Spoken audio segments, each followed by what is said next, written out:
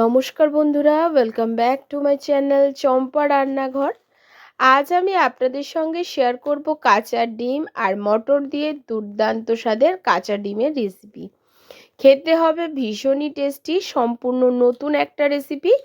তাহলে চলুন বন্ধুরা, দেখে নিন আমার আজকের এই কাঁচা ডিমের নতুন রেসিপিটি বানানোর জন্য প্রথমে একটা প্লেট নিয়ে নিয়েছি। প্লেটের মধ্যে একটু তেল আমি ব্রাশ করে নিয়েছি।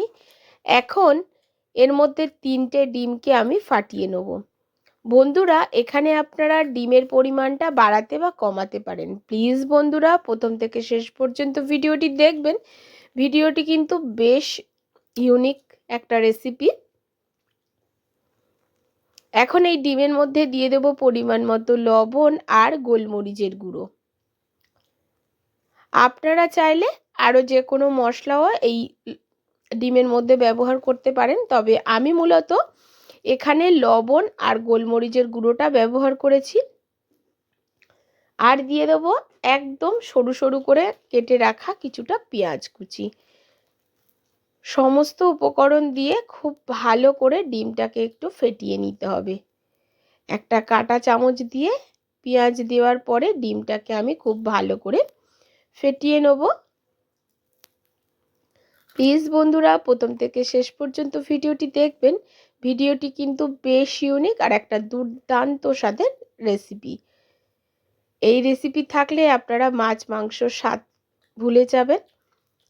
মাছ মাংসের পরিবর্তে ভাত, রুটি, পরোটা বা পোলাও দিয়েও কিন্তু এটা খেতে পারবেন। এখন উপর দিয়ে কিছুটা ধনেপাতা কুচি ছড়িয়ে দিলাম। দেওয়ার পরে বন্ধুরা, এখন একটা কড়া বসিয়ে নেব। কড়ার মধ্যে বেশ কিছুটা জল দিয়ে দিয়েছি। আর এর মধ্যে আমি কিছু মশলা দিয়ে দিচ্ছি। এখন দিয়ে দিচ্ছি একটা টমেটো কেটে, দিয়ে দিচ্ছি একটা পেঁয়াজ কেটে, আর দিয়ে দেবো কিছুটা আদা কুচি আর রসুন। এই মশলাগুলোকে আমি সেদ্ধ হতে দেবো। আদা, পেঁয়াজ, রসুন আর টমেটো এইটা সিদ্ধ করে রান্না করলে কিন্তু খেতে ভীষণই টেস্টি হবে। আর নিয়ে নিচ্ছি 1 বাটি মটরশুঁটি। মটরশুঁটিটাকে ওই জলের মধ্যে বাটি সমেত বসিয়ে দিচ্ছি। মটরশুঁটির বাটির উপরে এখন যে ডিম ফাটানো প্লেটটা সেটাকে বসিয়ে দেবো।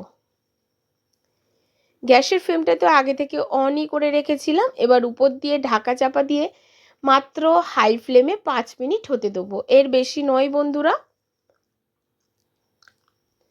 5 মিনিট হলেই দেখবে ডিমটা ফুলতে শুরু করবে, আর ঢাকনাটা খোলার পরে ফোলা ডিমটা কিন্তু একদমই কমে যাবে। এখন কিন্তু ডিমটা আমাদের ভাপানো হয়ে গেছে। এবারে খুলে ফেলবো ঢাকনাটা। এবারে প্লেটটাকে তুলে নেব আর জল থেকে মশলাগুলোকে আলাদা করব। আদা, পেঁয়াজ, রসুন আর টমেটোটাকে আলাদা সরিয়ে রাখবো। ডিমের প্লেটটাকেও আলাদা তুলে রাখবো। আর এই জলটাকে কিন্তু বন্ধুরা ফেলবো না, জলটাকে আলাদা বাটিতে আমি তুলে রাখলাম। এখন ভাপানো ডিমটাকে আমি চৌকো চৌকো শেপে কেটে নেব। কত সুন্দর প্লেট থেকে ছেড়ে যাবে দেখবেন বন্ধুরা। আপনারা কিন্তু ডিমের অনেক রেসিপি খেয়েছেন, কিন্তু এইভাবে ডিমটা হয়তো আপনারা আগে কখনো রান্না করে খাননি। এইভাবে কিন্তু 3টে ডিম অন্তত 10 জন খেতে পারবে এইভাবে রান্না করলে। আর এটা কিন্তু খেতে ভীষণই টেস্টি হয় বন্ধুরা। আর কত সুন্দরভাবে দেখুন ডিমটা কিন্তু প্লেট থেকে উঠেও যাবে। পুরোপুরি প্লেট ঠান্ডা হলে তবেই কিন্তু এই ভাপানো ডিমটাকে প্লেট থেকে তুলবেন। দেখলেন কত সুন্দর উঠে গেল। সমস্ত ডিমগুলোকে আমি তুলে নেব। একদম চৌকো চৌকো শেপে কিন্তু এগুলো উঠে যাবে, দেখতেও ভীষণ সুন্দর হয় বন্ধুরা। দেখুন সমস্ত ডিমগুলোই উঠে গেছে।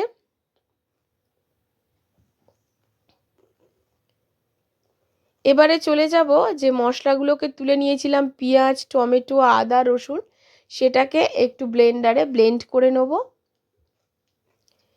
নেওয়ার পরে বন্ধুরা একটা কড়া বসিয়ে নিয়েছি। কড়ার মধ্যে দিয়ে দিয়েছি পরিমাণ মতো তেল।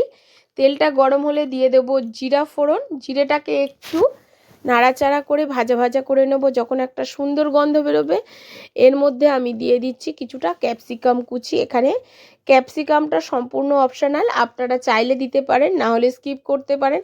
তবে ক্যাপসিকাম দিয়ে এই রান্নাটা করলে কিন্তু এর টেস্ট 4 গুণে বেড়ে যায়। এখন এই ক্যাপসিকামের মধ্যে দিয়ে দিচ্ছি পরিমাণ মতো একটু লবণ দিয়ে দিয়েছি, আর যে মশলাটা ব্লেন্ড করে নিয়েছিলাম সেই মশলাটাকে দিয়ে দিয়েছি। মশলাটাকে দিয়ে একটু কষিয়ে নেওয়ার পরে দিয়ে দিচ্ছি সেই যে ভাপানো কড়াইশুঁটিটা ছিল সেটা।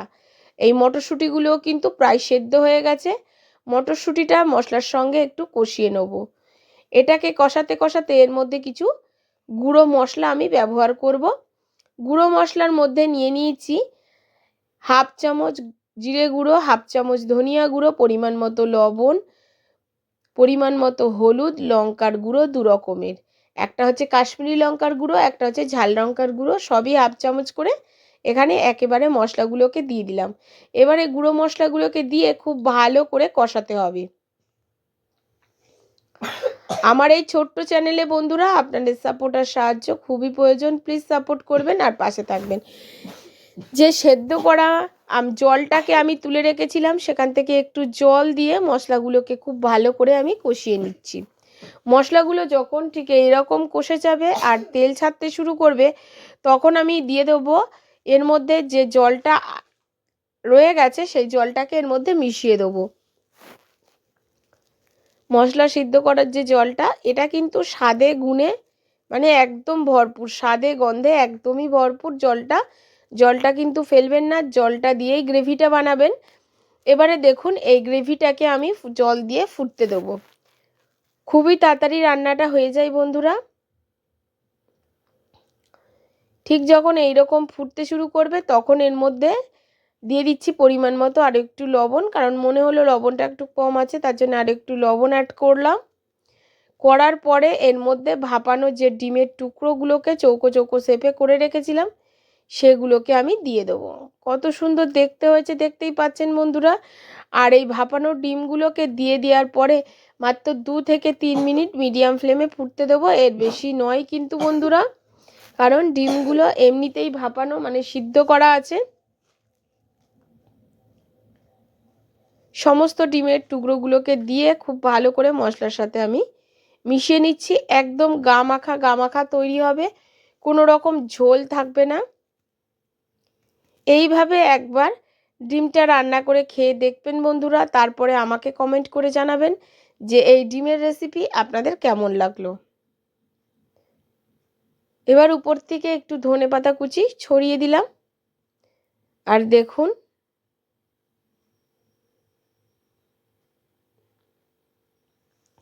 এটা দেখতে যতটা সুন্দর হয়েছিল খেতে কিন্তু তার থেকে দ্বিগুণ টেস্টি হয়েছিল।